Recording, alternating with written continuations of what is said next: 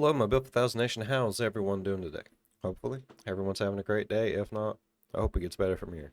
We are back with another Watcher. This one is titled... Words. The Doomed Castaways of the HMS Wager, whatever that is. Featuring Sara Rubin. Oh, Sara! Now, if I'm not mistaken, this is the season finale of Puppet History. Oh, I'm so excited to see what happens. R.I.P. Professor's parents. But I'm so excited to see what happens. Hopefully you guys are excited as I am. If you are, please go ahead, turn them lights down low, put on something comfy, cuddle up with something special. Let's get learned. Yeah, I'm so excited. Wow! Welcome one and all to Puppet History! Today we'll be taking an ever-wondering look at yet another chapter in the heavy book we call History, while our guests ruthlessly compete for the coveted capsules and title of History Wizard! Oh, Ryan Bergara! Are you ready? I was in the middle of a burp and then I got startled by the curtain and it got stuck. Oh, the incomparable Sara Rubin! Are you ready? I'm so ready. Have you been working out, Professor? You look good. I mean, maybe a little bit. You look juiced. You look beefy. I think that jacket's just too small. Well, then let's crack it! Is that a giant vat of molasses? Oh, yeah. It's just a, boys project that me and Ryan are working on. Nah, just something we do after hours. Yeah, we have a little fun around Okay. here. Yeah. All Anyway, right. let's get into the lesson, huh? Now, to begin, you ever go on a trip with your friends only for the whole thing to end up in disaster? No. Travel delays, gross group rentals, and you can't even agree on what to do? Hell no, I don't go anywhere anymore. I watch too many videos. I do reaction videos on fucking YouTube. I'm scared to fucking even jog anymore, bro. I've watched so many fucked up videos. It's not even funny, man. There's like 1,000 videos on my channel. They all fucked up. Each and every single last one fucked up. Okay? Okay? No. I don't go on vacation. I have a little hole I put myself in. Honestly, my trips have been pretty smooth. Like, Oh, well, lucky yeah, I haven't had a you. ton of. Do you ever have? I have travel delays. I was stuck at an airport for about 24 hours. 24 But that was like, whatever. It was fine. The air conditioning broke though, and then all of like the airport had water on the floor because of the humidity in the air and people were slipping and stuff. Sometimes I feel like misery follows you wherever you go. He's a misery magnet. Well, our story today features a group trip that went about as awry as it could. Alright. Today, we're talking about the Wager Mutiny. Cool. Okay, so ships Ships. are on deck. Yeah. And a wager. That's his name, probably. Oh, The I ship thought is there'd be a called fun little bet Wager. going on, like who's gonna die first kind of thing. Or like Wager. how long are we gonna until we all die Wager. kind of thing. I'm Do you want to put a fucking bet stupid. on when we'll die? Okay. Oh, out of the three of us? Grim. I feel like either you have like the lifespan of a dog, where it's like 15 years, but every year feels like 20, Right. or you're gonna live for like 3,000 years. He's like eternal. Yeah, you're like an eternal being. Every year for me is about like 0.035 human years. Oh, so you're like my the gosh. people on that ship in Interstellar. I'm like the elves in Lord of the Rings. I think you outlive me. I assume you probably eat better than me. You I probably get do. better I sleep. definitely like drink less. Yeah, yeah. Oh, I would- I Not would- that I that's would- a judgment on you, but Hey. just I know for a fact that I drink less. I think that's a good assumption. Well, in the middle of the 1700s, Spain was Ryan. caught up in that favorite hobby of Sarah's governments going at everywhere, him, though. colonizing. The Spanish were the dominant dominator in South America and basically the only Euros on the eastern shores of the Pacific Ocean.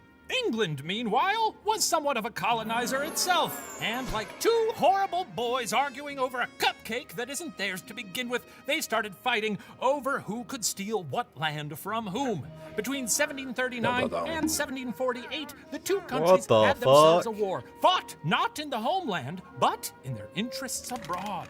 Every time I come on here, it's talking about colonizing. Oh, yeah, I mean, we here at Puppet History do not endorse colonizing. Cool. That's another strong stance to take. Very strong. in this political climate. I can't believe you'd be so bold. To disrupt the Spanish trans-Pacific trade, in September of 1740, England dispatched Commodore George Anson to lead a squadron of 6 warships to sail around the tip of South America and generally fuck some I got a Spanish perpetual shit smile. up. I know. You know, I'm excited crowd the for this lane, one. no easy buckets. Are these basketball terms working for you there, Ryan? No easy buckets? No easy buckets is something that I say every time I block somebody. From getting the ball in the net. Yeah, we're getting the ball. Oh, yeah. I go, no easy buckets. This is my lane. And my so lane. are you on platform shoes when you do that? No, I could jump really high. Actually. Prove it. Prove it right Want me now. to prove it right Yeah. now? Yeah. How Just am I touch gonna the prove? ceiling. Touch the ceiling. Touch the ceiling All right. like you're a nerd. I just did it. Whoa! It was so quick the He's camera so the fast. camera didn't even catch it. Well, by the time the squadron made it to the tip of South America, things were looking bleak.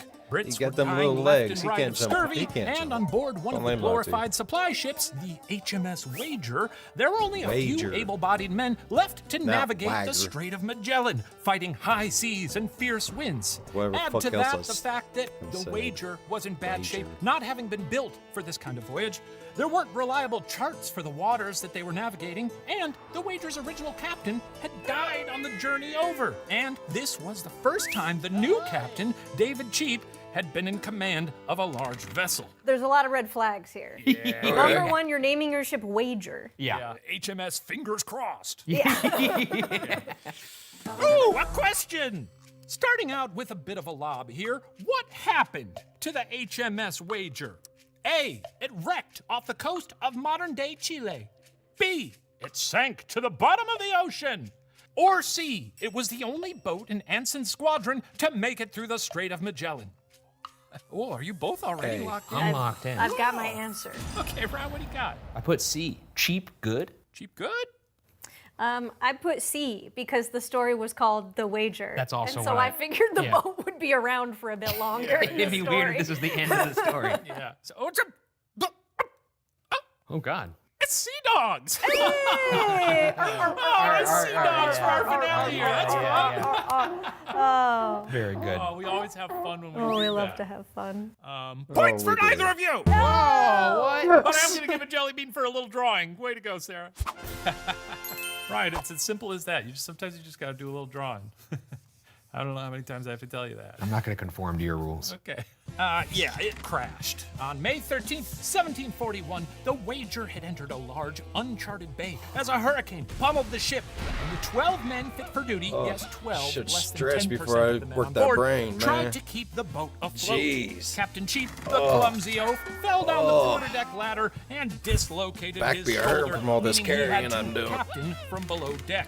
Was everybody else just sort of like hurling their guts in the brig? Like, Yeah, like Oh. between just injury, malnutrition, and scurvy. Sounding like they Jabba just- the Hutt they dying. weren't having- God, it'd be so sick to go back in time with like a jet ski and just zoom right by these Just guys. make- They'd be like, "Who's that demon?"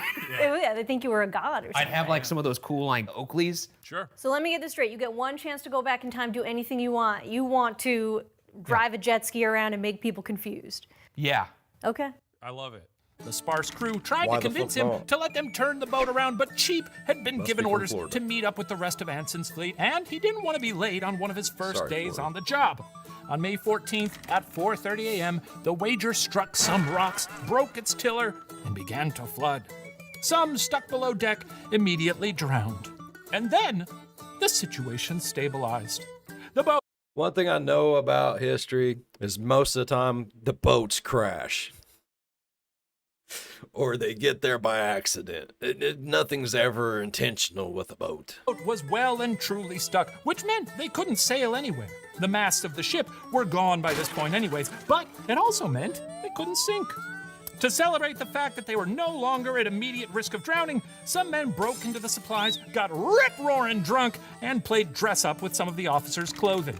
Very funny. So this is kind of an interesting, the ship didn't sink. It's just sort of stranded here on these rocks and can't go anywhere now. Kind of the main thing you want a ship to do is move, Is though. move, So, Here on Gilligan's and there was no like escape Isle. little shippies. Oh, so there were. We'll get into that now. Okay. Nice. Now, the majority of the crew hopped into the small boats and rowed to land. There, they found an abandoned indigenous hut, which Captain Cheap immediately claimed as his own. That first night, the only food they had was a sack of biscuit dust, which was combined with water and a seagull someone killed to make a delicious bisque. Obviously, this is a dire situation, but biscuit dust sounds pretty good. Plus seagull blood, I guess? I don't know about that part. Sounds tasty. Biscuit dust? Sign me up. I mean, I like that they were like, it's not a soup, it's a biscuit. Now, is a biscuit dust like biscuits, like buttermilk biscuits with gravy type biscuit, or biscuit as in the sense of like a cookie biscuit?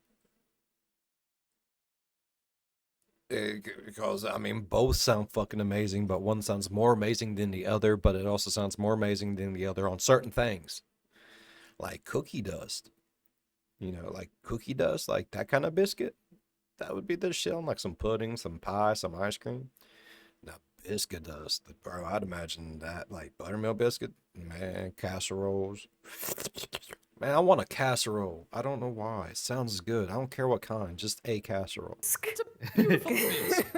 Unfortunately, in the midst of the hurricane, it turns out the biscuit dust had been mixed in with tobacco, and those who had the soup became violently ill. That sucks. Over the next few days, the How do you get those two mixed up? 150 or so members of the crew rowed back and forth to the deteriorating wreck, salvaging what supplies they could. They also began scouring the coast for food, finding some sea critters and celery, which, it turns out, cured their scurvy. Good to know, Ryan. Vegetables, they help. I'd rather die. You don't eat vegetables? I'm trying to cut back on them. Yeah. What? Who's trying to cut back on I'm vegetables? just. So you're trying to cut back on vegetables? This is off my doctor's orders. I'm trying to cut back on my veggies. The doctor literally said you shouldn't eat many vegetables? No, of course not. I don't know what's up with you. You could be full of worms for all I know. That sounds. What do you think? I'm Oogie Boogie from the Nightmare Before I Christmas? don't I have claim a to giant know. wheel at my house that just like whatever it lands on, that's what I I eat don't at know. night. Whatever you do in your own time is your business. That would be pretty fucking sweet though. If I had a giant wheel and it was like, tonight I'm eating popcorn. Hooray! I thought maybe your vitamins were too high. I have started taking a multivitamin. Well, that's good. I guess, do what you can. Unfortunately, searching for food was a demoralizing task, as the drowned and bloated bodies of so many former co-workers were bobbing about in the depths. I don't think Ryan goes over to Shane's very often to hang out. Oh, Sarah's so mean to him, and I love it. of the wager, or lapping up to shore where the survivors were huddled. How horrifying! People died? Yeah. Oh, you left that part out. Yeah, a lot of people died. How many died? A bunch. Well, they drowned when the ship. They drowned when the ship went down a little. Yeah, bit. This is a historical recollection here. I doubt in the Yeah. history book it says a bunch of people died. A bunch of guys died. Well, eventually some locals appeared in canoes. The Wager Boys got a few sheep from them, but after a bit of exploring, their situation became clear. They were not actually Bunch of wrecked guys on the died. mainland, but Dudes on being an island guys, without being any real way bugs. off. Then The they boats they died. still had, 3 small exploratory boats, weren't big enough to continue sailing, and they didn't have the tools needed to build a bigger one. With all this information, Chief decided Damn. there was only one thing to do. Oh! What is that? A. Die.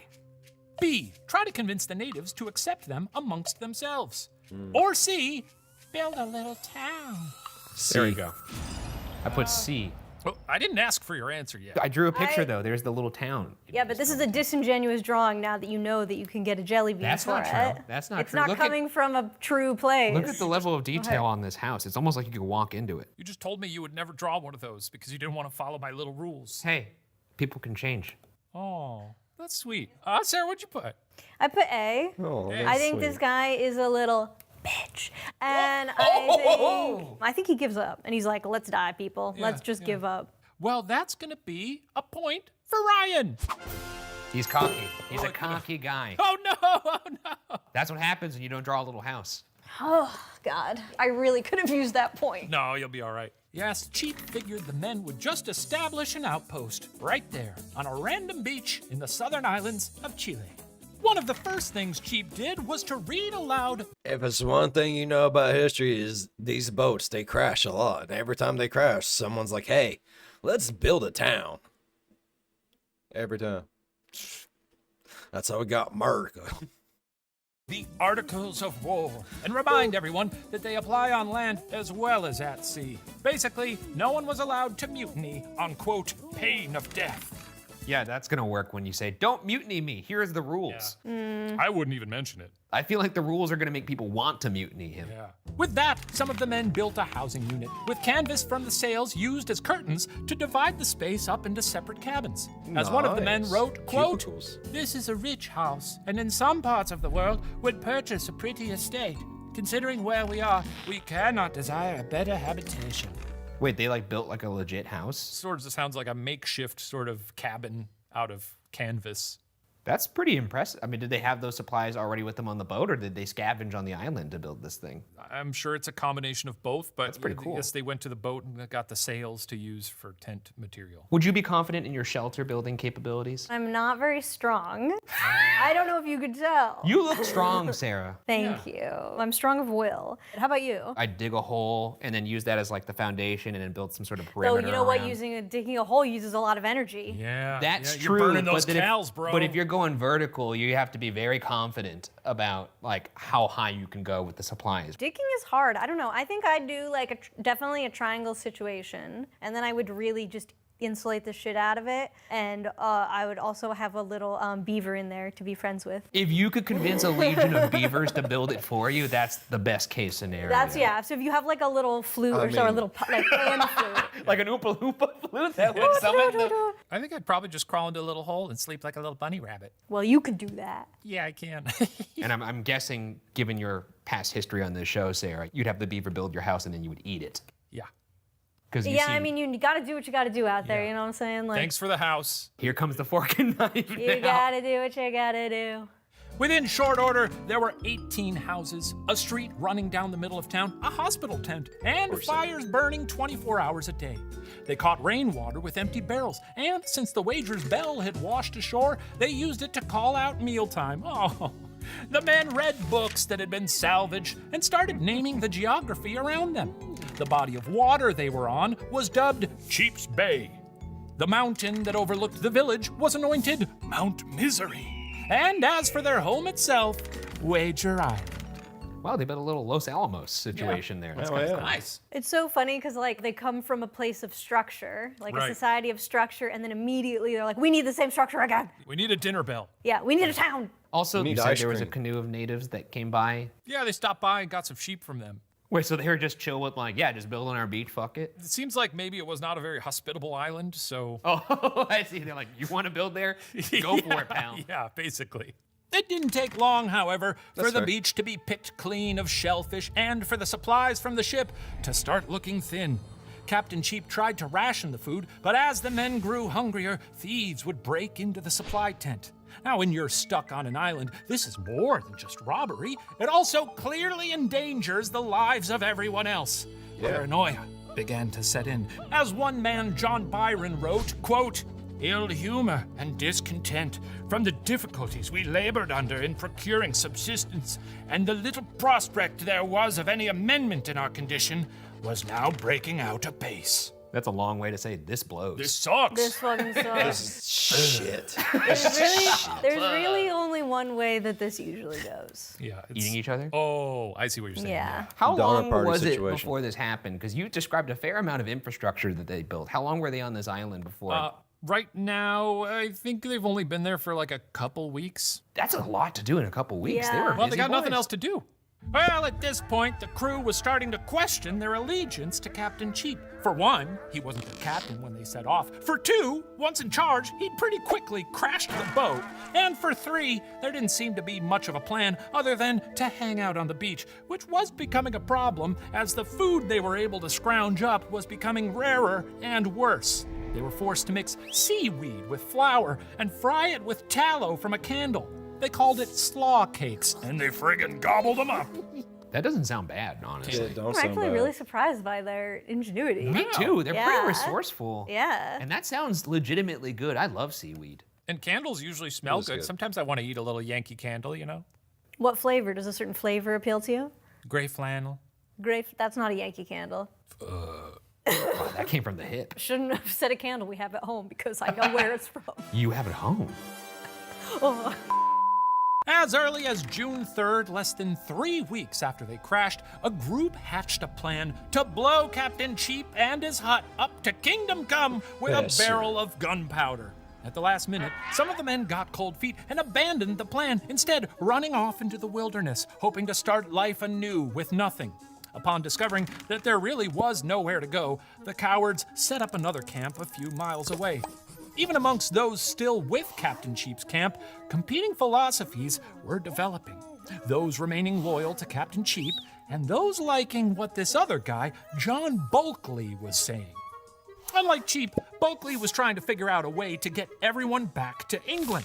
Bulkley's plan was to modify some of the small boats they still had to fit more men and make a go at traveling back through the Strait of Magellan.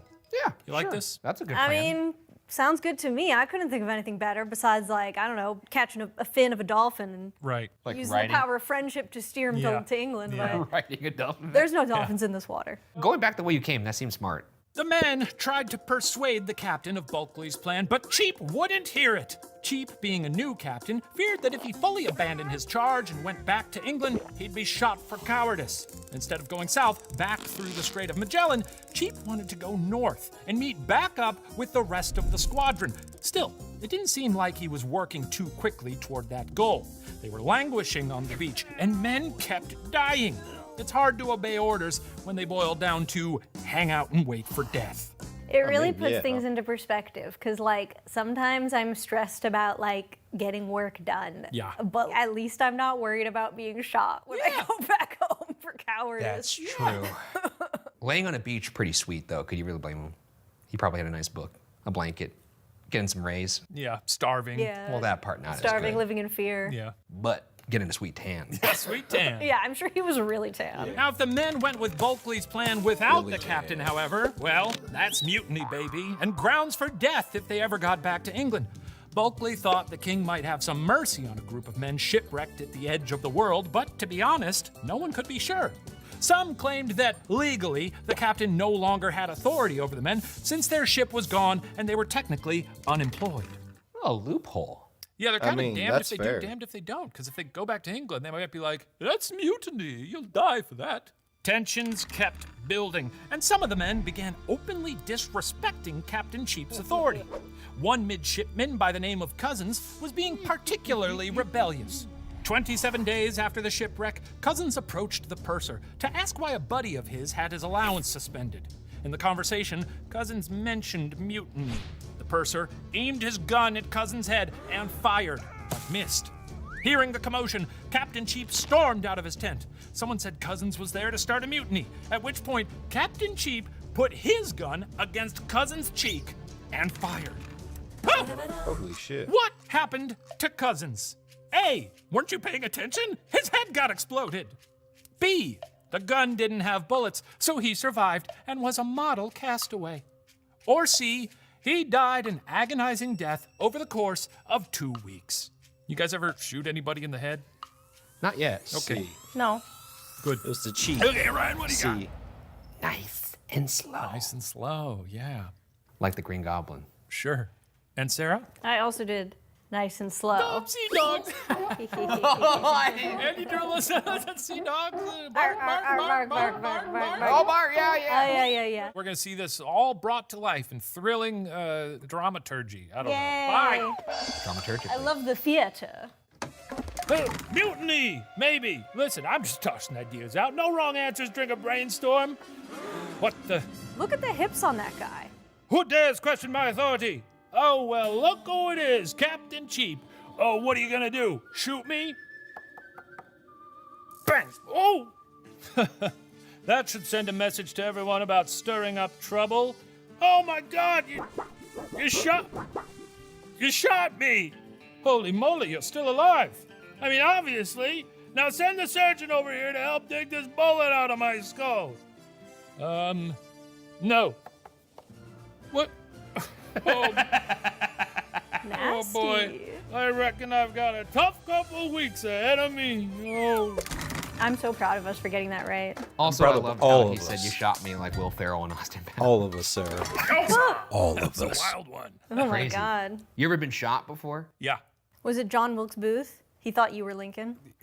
Easy to mix You up. were easy to standing next to confuse. him in the booth. Wow, points for both of you. Hey, all right. Nice. Yeah, the surgeon was forbidden from immediately attending to Cousins, and the poor wretch didn't die until 2 weeks later. At this point, 45 men had died, and 7 had deserted into the wilderness, leaving 100 men on the beach. Almost all of them pretty upset at their so-called captain for now shooting one of his guys in the face and then denying him medical attention. Not a way to win fans. I guess I thought there was like no 20 bueno. dudes here. There was 100? There's 100 guys. Yeah. Wait, Ay, yeah, I'm ay. confused. I thought you said the ship was going with like 14 dudes. There were 12 men manning the ship during the storm, because most of the others were incapacitated or sick. Or Yeah, they were I see. underneath. 99 guys versus 1 guy? Yeah. Nah, Lots You in gotta your get favor. him. You gotta get him. Yeah, over the next few months, that's right, months, things settled into a frustrating stasis. Poor weather, this being the southern hemisphere's winter, lashed the outpost. The men worked on making their small boats bigger, and when the grumbling amongst the crew would start to crescendo, Captain Cheap would tell them he was considering sailing back to England and up the alcohol rations, thereby cooling temperatures just a bit. By September, as Bulkley wrote, they were eating, quote, dogs, rats, and, in short, everything we can come at. These smaller boats were now being sent south to explore and plan a route back to the Strait of Magellan with or without the captain. Well, that sounds rough, huh? Doesn't sound ideal. No. Now, again, I do think that this is heading toward eating people. I feel like once you start cracking into the animals that aren't normally eaten, Yeah. it's a slippery slope. Right. At the beginning of October, the men Does tried get to shifty. convince Captain Cheap Very, to very sail back shifty. south, but he still refused. With the decision down to probably dying on the way back to England, where you'd maybe be hanged for mutiny, or definitely dying sitting on a Chilean beach, it was finally time for a good and proper mutiny, led by Bulkley. The men tied up Captain Cheap and told him that they were taking him back to England for trial for shooting Cousins. Cheap said he'd rather be shot than taken as a prisoner, and the men agreed to leave him on the island. Well, if it's between getting hanged when you go home or dying laying on a beach, You go for the beach? I think I'm going with the beach. Vibes. Vibes, die vibing. Yeah. Yeah. Also, it feels like dying back there is probably better than like be a coward, bring shame upon your family, etc., etc. But if they do it right, they knock him over the head with a rock, they could bring his body on the boat, make it like formal, wrap him in like a fucking like English flag or something and be like, oh, he tripped. Yeah. They're not gonna like Yeah. examine his head wound and be like, they clearly just killed him. He tripped and fell on a knife. Exactly, Yeah. and now you go back, they're like, you didn't mutiny. You took care of your captain. Yeah, You wrapped him in a yeah, flag. Look yeah. how cute he looks. He looks like a little burrito. Yeah. On October 12th, burritos. 151 days after the wreck, the 90 or burrito so right now. mutineers set off in a modified longboat, dubbed Moe's. the Speedwell, and 2 smaller boats. Back on Wager Island, Captain Cheap and about 10 others watched them leave, keeping for themselves only a small boat and some meager provisions. Shortly after leaving Wager Island, the mutineers realized they'd left some supplies that they could really use. So they sent a group of 9 men on a small barge back to the island to get it. But the barge never returned. Eventually, the longboat turned around and sailed back to Wager Island. What the hell? Yeah, None right. of these dudes should be out there. None of these dudes know what they're doing. No. That really ruins a dramatic exit. That's like breaking up with someone and then coming back and being like, forgot my keys. What did they find? A. Nothing. They had no idea what in the hell happened. B. Cheap had murdered them all. Or C. They wrecked the barge and were waiting for the longboat to pick them up. A lot of twists and turns in this story, huh? Life was a lot more exciting back then. I guess that's one way to think about it, yeah. Brian, what do you got? B, Betrayal Beach. I think he killed everybody. Sarah, how about you? I'm saying B, murder. B-boys, basketballs, etc. Dribble, dribble, dribble. Well, we're gonna find out via the magic of theater. I'll be back in a Oh second. my god, I love the theater so much. Oh, you've I'm really still done it saying this A. time, Cheap. You've driven away the only friends you ever had, and... Oh, ahoy, Captain! We're back! We were supposed to pick up some extra sails or something, but a few of us got to talking, and honestly, sailing back through the Strait of Magellan on that rickety longboat started to look like a bad idea. So, we want to stay with you now! How wonderful, how very wonderful. In that case, prepare to set sail. We're fulfilling our mission and meeting back up with the other British folks someplace north of here. I have no idea where they are. Okay. What a bunch of losers. Right? Pick a lane. Oh, back. Oh, shit. This is a wild goose chase for real. Oh my God, we've been waiting for so long. Where the heck are you? Guys? Hello? Huh. Well, I guess we'll just sail to Brazil. What a mystery. What the fuck is happening? Is there more? Okay. Okay. These are the most hapless dudes of all time. Yeah, like no direction. They just go with the most crazy. recent thing that was said to them. Eat your foot. All right. I guess so. Whoa, points to neither of you. That's fine. That was a crazy one, huh? Yeah, basically the 9 folks who hopped on the barge I to was right, go though. and get more supplies had gotten some pretty cold feet when they actually set sail. They figured they'd rather rejoin Captain Cheap than try to get to Brazil in their rickety little boat. Cheap, now with a crew he felt he could trust, decided to charge north in their 2 tiny boats to try and rejoin the British squadron, wherever the hell they happened to be. For 3 months, Cheap and his men tried to get north, but never made much progress, sailing more or less on the door that Rose ends up on at the end of Titanic. Eventually, they returned to that home away from home, Wager Island. There were only 14 men left, Jesus and death Christ. wasn't going to be long in finding those last survivors. Meanwhile, after shrugging off the loss of the barge and 9 men, the Speedwell set off for Rio. The trip was, in a word, shitty. People kept dying or being abandoned on shore to die until finally, on January 28, 1742, 15 weeks after leaving Wager Island, the Speedwell spotted the Rio Grande. That is the Brazilian Rio Grande, not the Texas Rio Grande. Of the 90 who had set off, only 30 were left. Now, from here, the story involves a lot of waiting in port towns, basically thumbing for a ride back home. Finally, on New Year's Day, 1743, 10 mutineers landed at Spithead, England, more than 2 years after leaving. Whew, imagine how good that must have felt. What happened to the other 20? They were like, Rio rules. I'm gonna stay here.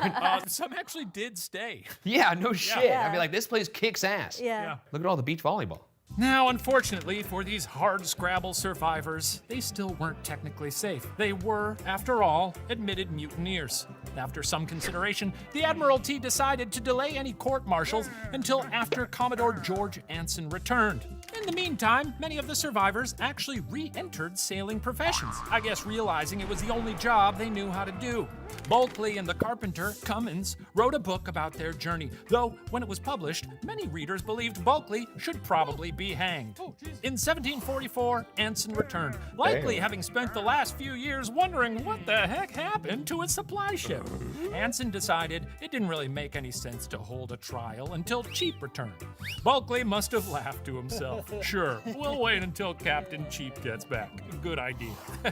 Well, he doesn't really have great ideas himself. As a general rule of thumb, if you commit a crime, probably don't write a book Don't about write a it. book about You're going it. whole O.J. Simpson. If I Yeah, did it, this is yeah. how I would do it, kind of I thing. mean, make a pretty penny back then however you can, I suppose. Also makes I sense now why reckon. those folks chilled in Rio. Don't have Yeah. to do the whole answering for mutiny thing.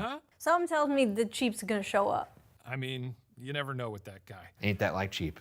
Bulkley Fucking took a cheap. job as command of a 40-gun privateer named the Sapphire, where his skilled seamanship repaired the damage his own book had done to his reputation.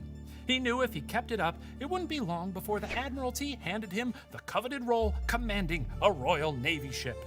Then, on April 9th, 1745, 464 days after Bulkley returned as a disgraced mutineer, Captain David motherfucking Cheap arrived in England. That's right, Ryan. You finally have proof. Ghosts are real because David Cheap, left for dead on a beach at the edge of oblivion, was back, bitch. Fuck How yeah. the fuck did he do that? Maybe he was a good captain, the fact that he could get back. Yeah, He did crash his ship immediately. yeah, a lot of people died. happens. Yeah.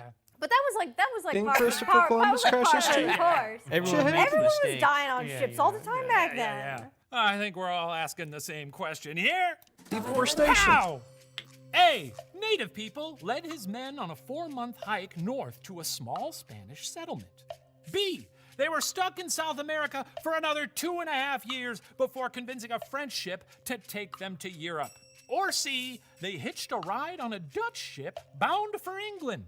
Oh, these all sound. Why are they? You need to give us like one gimme. That sounds crazy. I don't do gimmies. Ugh, they're actually hard I questions. want to say Yeah. A again. Cool. Locking it in.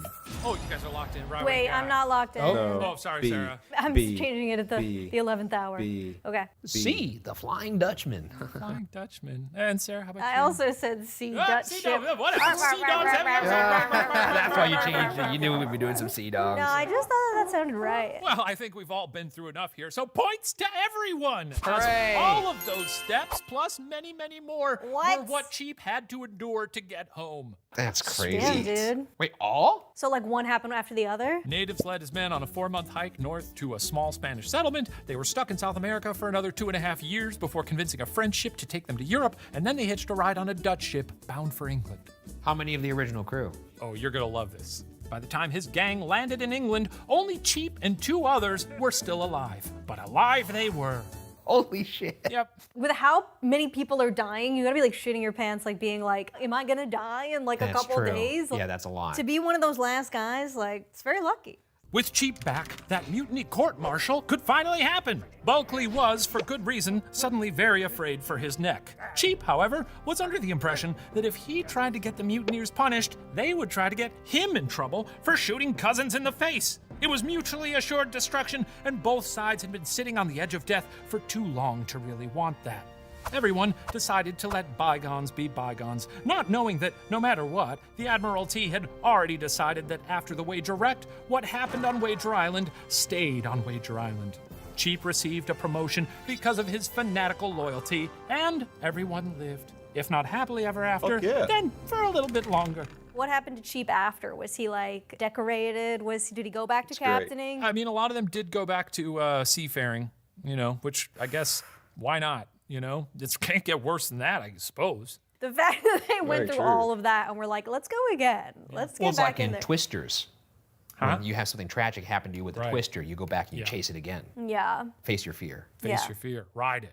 Exactly. Yeah. Ride it. That's what I do in Ghost Files every season. Yeah. I write it. What have you drawn there? Is that the professor? I Or don't know. Eugene Levy? What did you draw? I don't even know what I drew here. It's just like a little guy. Look just a at little the guy. expression on his face. Yeah, he's like, ooh. That's him riding the jet ski. He looks like a 90s comic strip character. Yeah. Like an alternative, like, Bush is bad. I hate Bush. That's what he says. That concludes our history lesson, but only because of Bush time is limitations. bad. There was an entire other group of Wager mutineers who were abandoned by Bulkley, who also managed to find their way back to England. The story's very big and sprawling, and the good folks at your local library can help you learn more about this, or anything. But at some point, we gotta tally up these points. So that's what we're gonna do. I'm gonna go vibe with the tallies to see who wins the coveted capsules Who's singing and title today, of bud? History Wizard. In the meantime, enjoy the musical stylings of The Wreck of the Wager. Wow, I'll be back. Whoa! So now look at this. He's got some Hell yeah. shoes. Let me see. This is great. He looks like a Mr. Men. He looks like somebody that Super Mario would fight in the early stages of a video game. We need this guy on a t-shirt ASAP. Wow, look at him.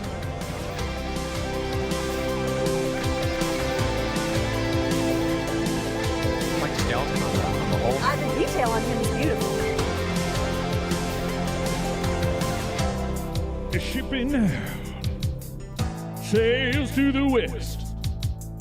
Gonna prove to the rest of the world that England fights with the best. Hot crew, high sea, working around the globe with Captain David Cheap. We've got the stuff, take 100 hurricanes to call our bluff. And the wind starts picking it up, Captain with his liver in his eye. Grab the wings and that's the moment that I finally realized the captain, bad ass folks, we got a problem. He don't know nautical stuff. What the hell was this guy ever thinking? What the hell was this guy ever thinking? The captains, bad ass folks, I can't believe this. I'm laying smash on the rocks on a possible verge of sinking. The surf's up. Dreadful tide. Crew stranded, but they're trying the best. Except for all the ones who died. Hot blood, long nights. Eating seagulls and they're getting in fights. We might beat fucked. Trying to keep our chin up, but we're running out of luck.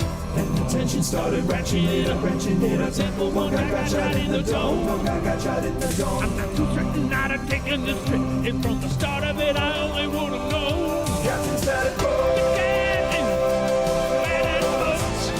Nobody likes him. Got no discernible plan. I'm surprised that nobody's killed him. And somebody kill this fucking guy. The captain, bad as butts. And also everything. We're gonna rot on this beach. I really think that someone should kill him. Really think that someone should kill him. We all got a mutiny against Captain David Chief. Dragged us halfway around the world. Damned us all to the bloody beach. Found wrecked in the bay. Can't believe I didn't check his resume. He don't die. Last up. Took a single hurricane to call his love. Oh, that was an abrupt ending. Holy shit. Beautiful. Very good.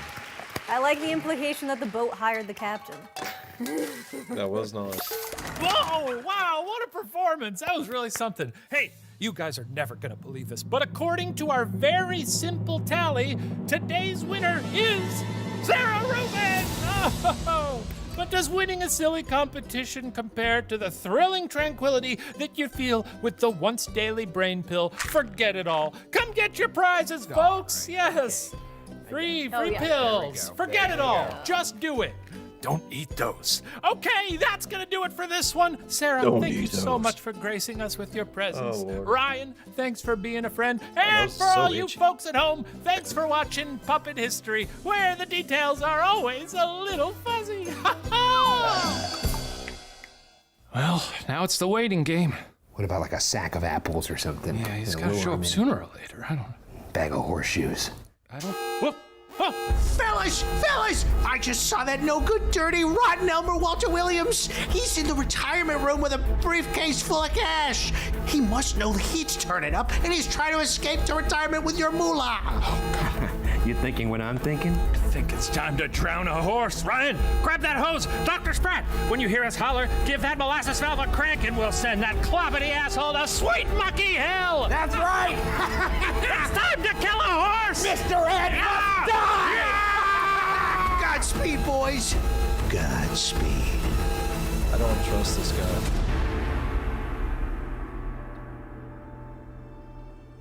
I don't trust it at all. Because he was looking in through the door whenever he was deleting them. Well, you unsaddled fuck! We know you caught. Don't pet me. We know you killed Shane in the street like a filthy dog. And now we caught you with a bunch of money. The jig is up! Any last words before we molass your ass? Oh, you waiting for your lawyer? We got attorneys Hoseful and Molasses Esquire on retainer. That's right! Dr. Spratt, give us the juice! Oh. Wait.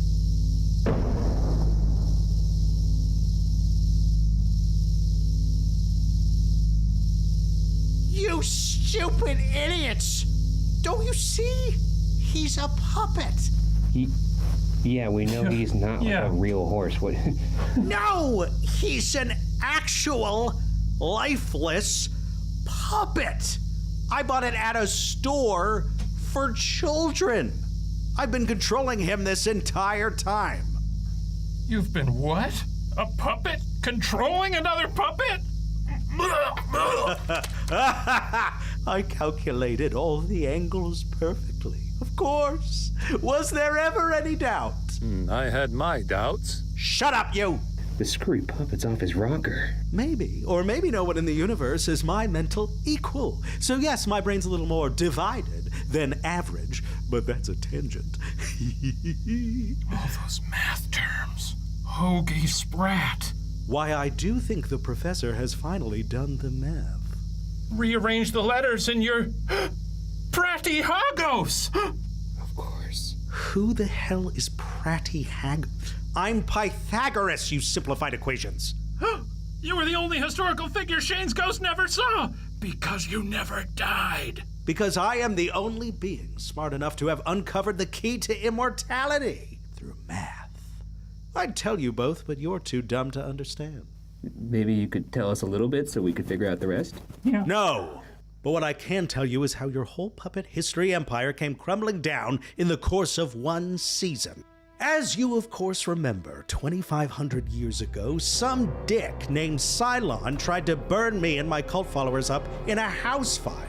But being a genius, I managed to escape by moving in the opposite direction of said fire. I fled into the night and took shelter in a dank old cave, picking up my mathematical work where I left off. Soon, via the power of math, I determined the way to extend life indefinitely. Immortality's not really as complicated as you might think. Carry the one and death becomes mostly a skill issue. As the millennia ticked by and I traveled the world, every now and again I'd hear tell of another immortal being. A little blue nerd who had met pharaohs, seen Mount Vesuvius erupt, and spent a disproportionate amount of time in France. This was, of course, impossible. Only I had the mind to crack the code of immortality. I dismissed the rumors as ramblings of fools. Until a few years ago, while folding laundry and letting my YouTube algorithm drift, one day a little blue freak popped up onto my laptop screen, telling tales from the exact moments of history that I'd heard rumors about. I knew then, Professor, that you were my lifelong nemesis, dancing with me through the sands of time. It turned out you weren't immortal, but instead a lucky idiot who stumbled upon a magical genie who granted your wish of becoming a historical time traveler, popping in and out of wherever the narrative juice was worth the squeeze. Even though you weren't immortal, you controlled legions of dedicated followers, people, real people. They were obsessed, just like my cult had been. It wasn't right. I was the genius. So I decided to take your show from you and install myself as the rightful leader and fount of all knowledge. Good God. Your show, it turns out, has a complicated succession plan in place. First, under the guise of Elmer Walter Williams, I murdered estranged producer Shane Madej in the streets like a dog. Meanwhile, I hooked you buffoons and much of the rest of the crew on drugs, so no one noticed as I knocked off every last name on that list and moved on to the most delicate part of my plan: marrying Dorothy Ruth and becoming her next of kin. R.I.P. to a real one. And that means once the two of you are taken care of, puppet history will be all mine. Legally. All it took was a little murder. And now, there's no one to stop me from branding it. Puppet mathematics!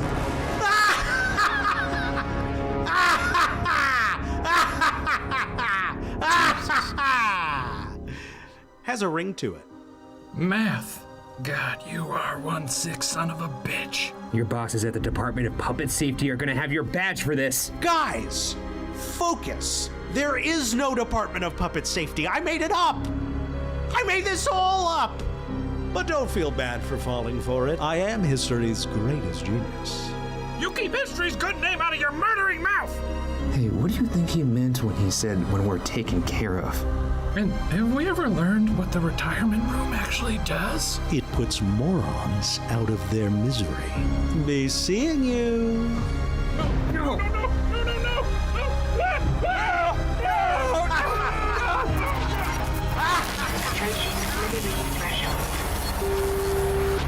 Oh shit. Delivery to Purgatory complete.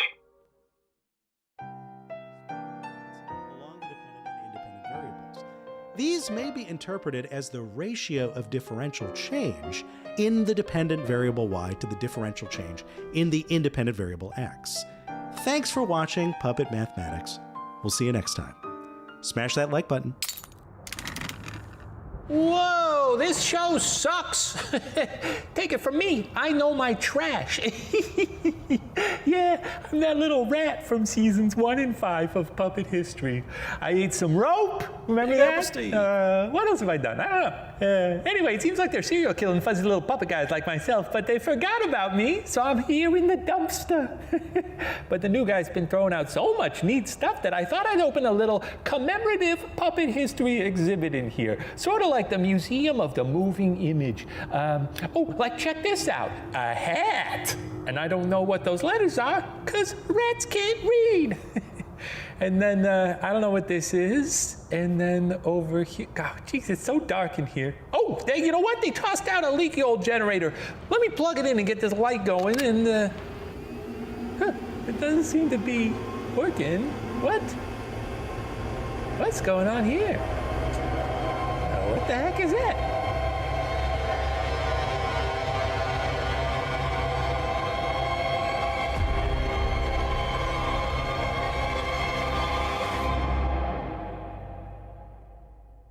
What the fuck is going on, bruh?